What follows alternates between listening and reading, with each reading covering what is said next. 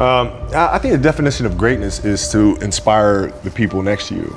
I think that's what greatness is or should be. It's not something that lives and dies with one person.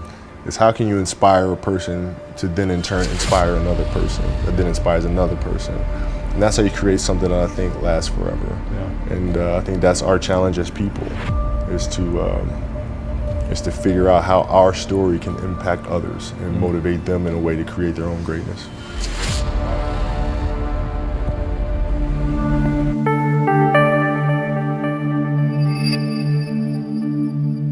My parents were great. You know, growing up, they instilled in me the importance of imagination, of curiosity, and understanding that, okay, if you want to accomplish something, I'm not just going to sit here and say, yes, you can do whatever you want. Yes, you can, but you have to also put in the work to get there, right? So they taught me that at a really early age, man. And when you grow up as a kid thinking that the world is your oyster, and all things are possible if you put in the work to do it, you grow up having that fundamental belief. My father was really influential at a really critical time where I had a summer where I played basketball when I was like 10 or 11 years old, in a very prominent summer league in Philadelphia called the Sunny Hill League, where my father played, my uncle played, and they were like all-time greats and some stuff. And Wilt Chamberlain played in the league, Earl of Pro Monroe played in the league. And here I come playing, and I don't score 1 point the entire summer. I remember crying about it and being upset about it, and my father just gave me a hug and said, listen, whether you score 0 or score 60, I'm gonna love you no matter what. Now that is the most important thing that you can say to a child.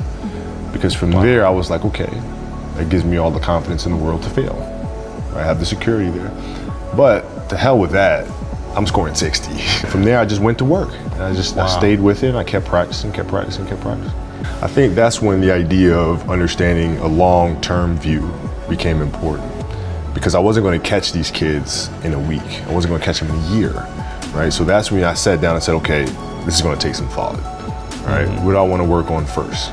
All right, shooting. All right, let's knock this out. Let's focus on this. Half a year, 6 months, do nothing but shoot. All right, after that, all right, creating your own shot, and you focus. So I started creating a menu of things, all right? And I tell this to my daughter and my daughter's team as well that I coach. It's a simple thing of math. If you want to be a great player, if you play every single day, 2-3 hours, every single day, over the course of a year, how much better are you getting? Most kids will play maybe, an hour and a half, 2 days a week. There's a quote from one of my English teachers at Lower Merion named Mr. Fisk. He had a great quote that said, rest at the end, not in the middle. And that's something I always live by. I'm not going to rest. I'm going to keep on pushing now. There are a lot of answers that I don't have, even questions that I don't have. But I'm just going to keep going. I'm just going to keep going, and I'll figure these things out as we go, right? And you just continue to build that way.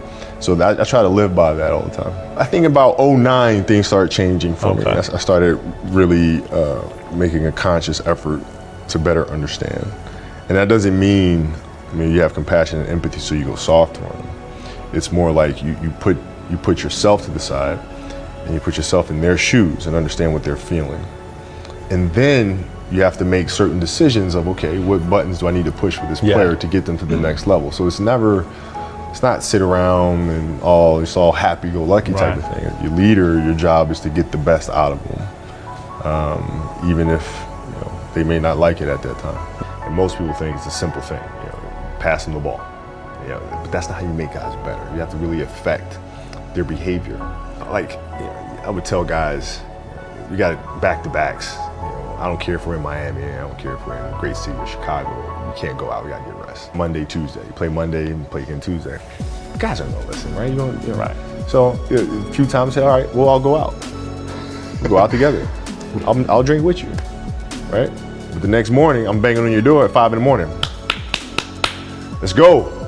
I hung out with you, now you come hang out with me. Wow. This is what we do, all right, let's go. And we're at the gym, we're working out, right?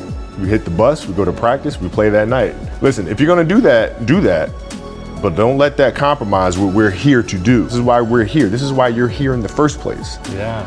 Right? What does losing feel like to you? It's exciting. Because it means you have different ways to get better. There's certain things that you can figure out, that you can take advantage of, right? Certain weaknesses that were exposed that you need to shore up, right? So it was exciting. I mean, it sucks to lose, Right. but at the same time, there are answers there if you just look at them. Yeah, I mean, the answers are there when you win too. You just have to look at them, Yeah. right? So it's a constant process. It's exciting when you win. It's exciting when you lose because the process should be exactly the same, whether you win or you lose. As you go back and you look and you find things that you could have done better. You find things that you've done well that worked. You figure out how did they work, why did they work, how can you make them work again? Yeah. And but the hardest thing is to face that stuff. Katie Lou Samuelson is one of the best college basketball players in the country. She plays at UConn. She's going to be a senior. And she's from Huntington Beach out here by us. And so she comes down and she works with some of my girls on the team and she helps coach. And, Yeah. and they just had a really tough season last year where they lost to Notre Dame in the final. And so I asked her, I said, have you watched the Notre Dame game? She was like, no. I said, well, why not? I said, I don't want to watch that. I said, I know you don't, but you're going to play Notre Dame this year, yeah? Yeah. What's the chances you see him again in the final? I said, well, you probably see him again. I said, well, you can't show up and play them without knowing why you lost that one, right? So, you know, the mistakes that you've made in that game, you have to do the hard stuff and watch that game and study that game to not make those mistakes over and over again just because you weren't brave enough to face it. So she came down to the office. I brought her down to the office and we sat down, we watched that game together. Wow. Right? And you gotta deal with it. Face it, learn from it. And what brings you the most joy right now? Being with my family. Really? That is the most fun. It's just, you know, it's hanging out with them all summer, being able to like do things that I ordinarily couldn't do because of training, because of Sure. season and stuff like that. So being around them and watching Bianca grow up, because there are a lot of things that I miss with Nathalie and Gianna because I was playing. And so being there every day with them is so much fun, man. So it brings me the most joy. That's Happiness is such a, I think I would describe love as happiness. I think I describe it as a beautiful journey. You know, it has its ups and downs, right? Whether it's in marriage or whether it's in the career, you know, things are never perfect. yeah. But through love, you continue to persevere and you move through them. You move through them. And then through that storm, beautiful sun emerges, Yeah. right? And inevitably another storm comes. And guess what? You ride that one out too.